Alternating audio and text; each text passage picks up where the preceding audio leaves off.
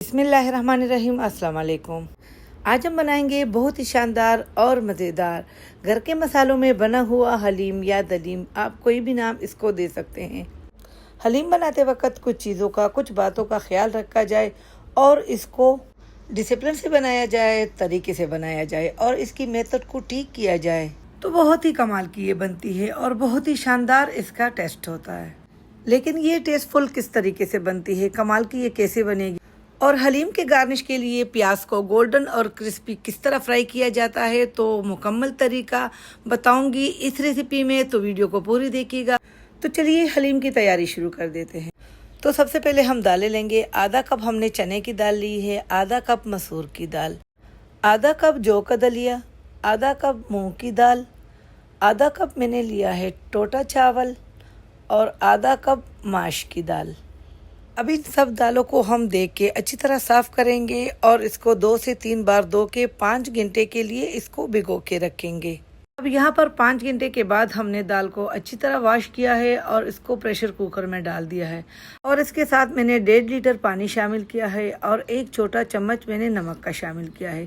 इसको मिक्स करेंगे और इसको कवर करेंगे और प्रेशर कुकर की सीटी आने के बाद दालों को हम 15 मिनट देंगे पकने के लिए। अब चलते हैं अगली स्टेप की तरफ। तो यहाँ पर हलीम में शामिल करने के लिए मैंने बीफ का गोश्त लिया है 1.5 किलो, जिसकी मैंने बड़ी बोटियां बनाई हैं। हलीम में हमेशा बड़ी बोटियां शामिल की जाती हैं, जिसके साथ हलीम बहुत ही रेशेदार और जबरदस्त बनता है। अब गोश्त को साइड पे रख देते हैं और चलते हैं मसालों की तरफ। ये वो साबित मसाले हैं जिसको हम मिक्सी जार में पीस के शामिल करेंगे। साबित मसालों में हम लेंगे 1 छोटा चम्मच काली मिर्च, 4 टुकड़े दालचीनी के, 1 छोटा चम्मच लौंग, 4 अदद सब्ज इलायची, 1.5 खाने की चम्मच जीरा, जायफल जावित्री आधा टुकड़ा, 1.5 खाने की चम्मच साबित धनिया, 2 बड़ी इलायची और 3 बादियान के फूल। अब यहाँ पर इन सब मसालों को हमने मिक्सी में फाइन पीस लिया है। अब इसको साइड में कर देते हैं और चलते हैं दाल को देख लेते हैं। यहाँ पर आप देख सकते हैं दाल का हमने ढक्कन खोल दिया है, थोड़ा सा पानी रह चुका है और दाल भी लग रहा है कि अच्छी तरह गल चुका है। अब यहाँ पर आप देख सकते हैं दाल अच्छी तरह नरम हो चुका है। अब यहाँ पर चूल्हा बंद करके इसको उतार देते हैं और इसको ठंडा होने के लिए रखेंगे। ठंडा होने के बाद इसको हम जूसर जार में ग्राइंड करेंगे। अब यहाँ पर हम आपसे एक छोटी सी और बहुत काम की टिप्स शेयर करेंगे कि प्याज को गोल्डन और क्रिस्पी कैसे फ्राई किया जाता है और कैसे इसको महफूज किया जाता है एक एयर टाइट बैग में 2 से 3 महीनों के लिए। तो महफूज करने के लिए आपने सही और बड़े प्याज लेने हैं जितनी आपको ज़रूरत हो। फिर सारे प्याजों को आपने लच्छेदार काटना है जिस तरह आपको नज़र आ रहा है। कटिंग के बाद फिर आपने उसके अंदर कॉर्नफ्लोर शामिल करना है। तो यहाँ पर मेरे पास 2 लच्छेदार कटे हुए प्याज है तो उसमें मैंने 1.5 चम्मच कॉर्नफ्लोर शामिल किया है। अब इस कॉर्नफ्लोर और प्याज को आपने अच्छी तरह हाथों से या चम्मच से मिक्स करना है और उसके बाद आपने इसको गर्म तेल में शामिल करना है। यहाँ पर मैंने तेल को पहले से गर्म होने के लिए रखा था। इसमें हम सारे प्याज शामिल करेंगे। प्याज शामिल करने के बाद 1 मिनट आपने इसमें चमचा नहीं चलाना और इसके बाद आपने अलटते पलटते इसको गोल्डन फ्राई करना है। और यहाँ पर आप देख सकते हैं प्याज बहुत ही शानदार गोल्डन फ्राई हो चुके हैं। अब यहाँ पर चूल्हा बंद कर देते हैं और जल्दी से गर्म ऑयल के अंदर से प्याज को निकाल देते हैं।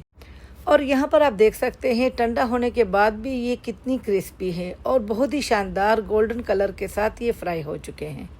और यहाँ पर आप इसको महफूज भी कर सकते हैं एक एयर टाइट प्लास्टिक बैग में, तो ये 2 महीने तक ऐसे ही क्रिस्पी रहेंगे। अब चलते हैं अगली स्टेप की तरफ। तो यहाँ पर मैंने प्रेशर कुकर में वही ऑयल शामिल किया है जिसमें मैंने प्याज को गोल्डन फ्राई किया है और इसी गर्म ऑयल में मैंने 2 बारीक चॉप किए हुए प्याज शामिल की हैं। और जब प्याज का कलर हल्का सा गोल्डन होने लगे तो इसमें हम शामिल करेंगे गोश्त और प्याज के साथ गोश्त की भुनाई करेंगे 3 से 4 मिनट। जब इसका कलर चेंज होने लगे इसके बाद हम इसमें शामिल करेंगे 2 चम्मच लहसुन अदरक का पेस्ट और इसको चंद सेकंड फ्राई करेंगे।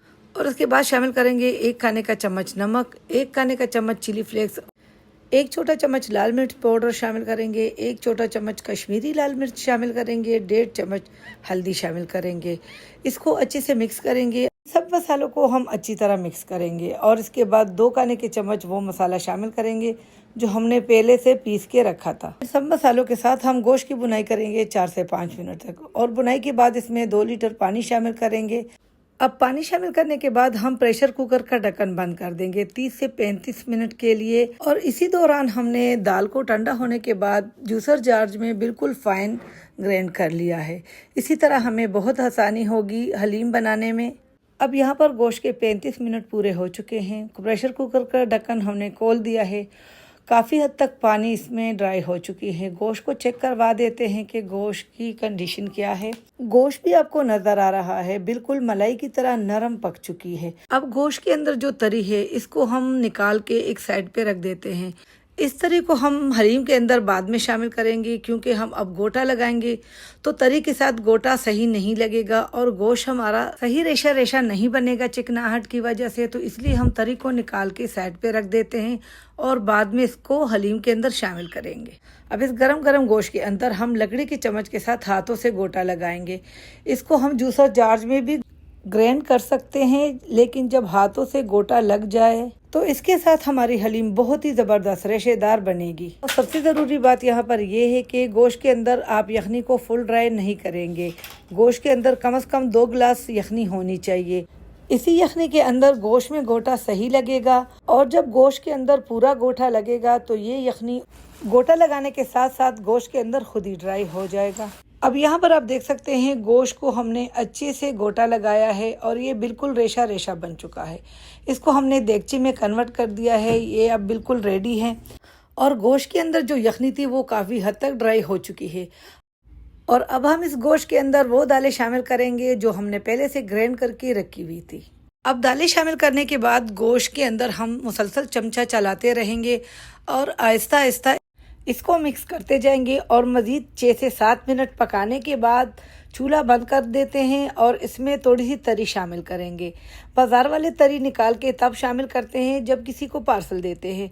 अब थोड़ी सी तरी हम बचा के रखेंगे सर्विंग टाइम के लिए या पड़ोस में किसी को हलीम भिजवाने के लिए, तो तब भी आप इसके ऊपर थोड़ी सी तरी ऊपर से डाल सकते हैं। तो इसके साथ हलीम का जो लुक है बहुत ही शानदार और ज़बरदस्त आएगा। और यहाँ पर हमारी बहुत ही मज़ेदार सा रेशेदार हलीम रेडी हो चुकी है। अब इस मज़ेदार सी हलीम को डिश आउट करके दिखाते हैं उन लवाज़मात के साथ जिसके बिना हलीम का ना अधूरा है। तो ये थी हमारी आज की मज़ेदार सी बीफ हलीम की रेसिपी। आप भी इसको एक बार ज़रूर ट्राई कीजिए। यकीन करें ये बनाना इतना आसान है और खाने में इससे कहीं ज़्यादा लाजवाब और मज़ेदार है। यकीन करें अगर आप इसको एक बार ट्राई करके खाओगे तो बाजार से हलीम खाना छोड़ दोगे। और मैं यकीन से कह सकती हूँ कि घर वालों की फरमाइश पे आप इसे दोबारा बनाएंगे। बस अब इजाज़त दीजिएगा। अगर आपको मेरी वीडियो अच्छी लगी तो इसको लाइक और शेयर कीजिएगा और मेरे चैनल को ज़रूर सब्सक्राइब कीजिएगा और कमेंट करके ज़रूर बता दीजिएगा कि आपको मेरी रेसिपी कैसी लगी। अपना बहुत सारा ख्याल रखिएगा। मिलते हैं एक नई और मज़ेदार सी रेसिपी के साथ इंशाल्लाह। अल्लाह हाफिज़।